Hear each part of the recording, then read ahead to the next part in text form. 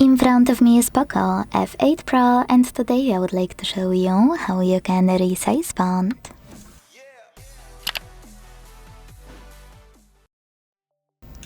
All you need to do is go into settings and scroll to click on display and brightness. Then scroll again and this time click on font settings. Last but not least, operate this slider to adjust it and check out preview at the top.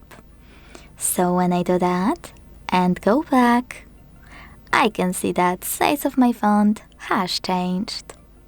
Thanks so much for watching. If you enjoyed this video, don't forget to leave a like, comment and subscribe. Bye!